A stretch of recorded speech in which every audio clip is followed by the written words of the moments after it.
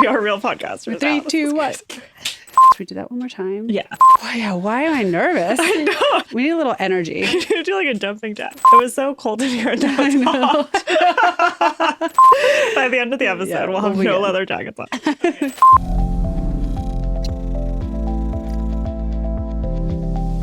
Hi, Jasmine. Hey, Kaya. This is so exciting. Our first episode of Scalable, our new show about the business of the creator economy, where we will bring you inside the biggest headlines of what's happening in the sector and help you make sense of it all. For those of you who don't know us, I'm Jasmine Enberg. I have spent the past decade or so researching, analyzing, and writing about the business of social media and the creator economy. At eMarketer, I also built our creator economy research desk, really helping brands and businesses navigate this very quickly moving industry. I'm also an on-air TV commentator on the BBC, on Bloomberg, and on CNBC, talking about some of the biggest social media news stories out there, from the TikTok ban to Elon Musk's takeover of Twitter. And I'm Yurieff, and I also have spent the last decade writing about social media, the creator economy, and technology as a journalist for media outlets including CNN and The Information. Most recently at The Information, I launched and led the Creator Economy newsletter,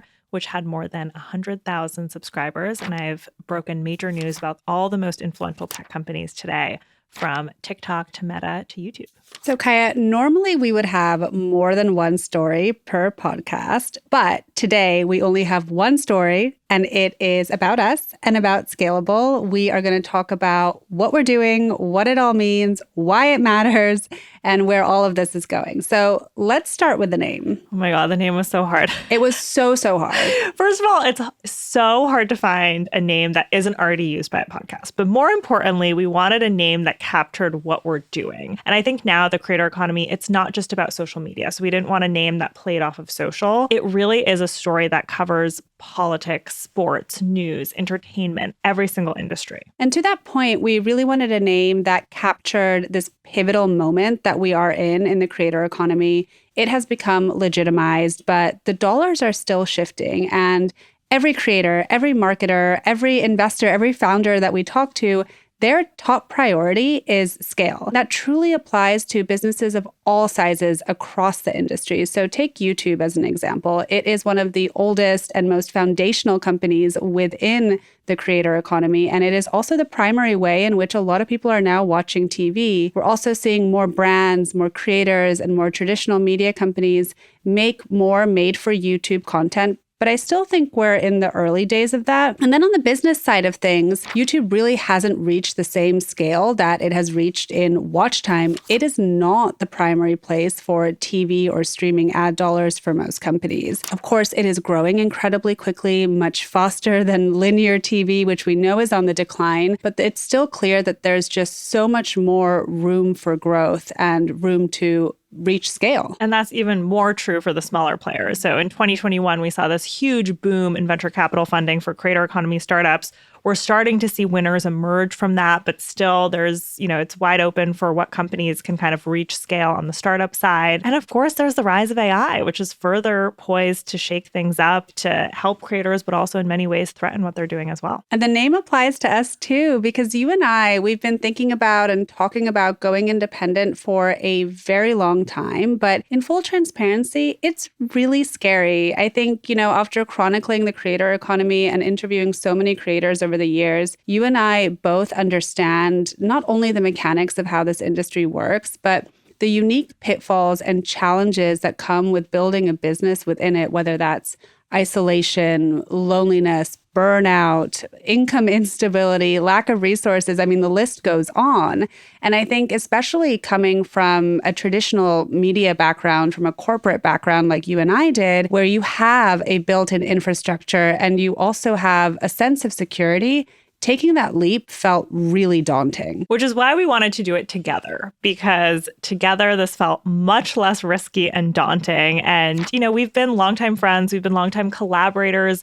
We've spoken on panels together. How many times have I interviewed you for Thank stories? you so much for that. Thank you. So it just made sense, I think, with, our complementary POVs to do this together and to mitigate some of those risks. Yeah. And just so you all understand how long we've known each other, I think, Kaya, you were the very first reporter I spoke to back in like 2018 when I first really started focusing on social and creators. We had coffee at Hudson Yards. At the Bluestone Lane. At the Bluestone Lane. And I mean, could you have imagined back then that we'd be sitting here now? No, I can't at all. And I think obviously as, reporters and analysts who covered the creator economy, it was natural for us to eventually join it. But I think for a long time, it was something that we hesitated to do. Yeah, but we're also not doing this entirely alone. We are very grateful to be partnering with Lighthouse Studios that is providing us with infrastructure and the support that we needed in order to really make this jump. Yeah, because doing it together mitigates some of the risks, but it doesn't solve all of the kind of issues that we were aware of that could come with going independent. As a journalist, my first question to us would be, what is the structure? What is this deal? Tell us, Kaya. So we have formed a 50-50 joint venture with Lighthouse Studios in a deal that allows Jasmine and I to retain full editorial control and independence, which was so hugely important to us. At the same time, Lighthouse is providing us with all the critical business infrastructure we need, everything from capital to help with our branding, to legal support, to operational support and production facilities, because we were taping this at the Lighthouse in Venice. And editorial control wasn't just important to us. I think you and I, we both knew that this was not going to work if we didn't have independence and weren't able to continue to be unbiased in our coverage. But you and I really have built our brands, our reputations on being unbiased voices in the creator economy. And we knew that we needed to continue giving those sometimes critical, but always honest takes about what's going on. I think the other thing that's really important and why Lighthouse is such a good fit for us is that it is a creator first company. So they understand what it takes to build a business within this environment, within this industry. And I think we're also in this moment of the creator economy where we are seeing these hybrid approaches. Yes. Where, of course, there's so many people who have gone off on their own, but we're also seeing an increase in convergence. So if you look at what Vox Media has done with its podcast network, it'll be interesting to see what the Washington Post does with its creator network. Morning Brew has been hiring creators for the past few years. So it felt like the right approach for us forward to be able to do this independently, but to have the support and business resources that we needed as Definitely well. the right approach. Definitely also very meta. And I am so excited to be covering all of these topics and themes with you. But here is what you can expect from us.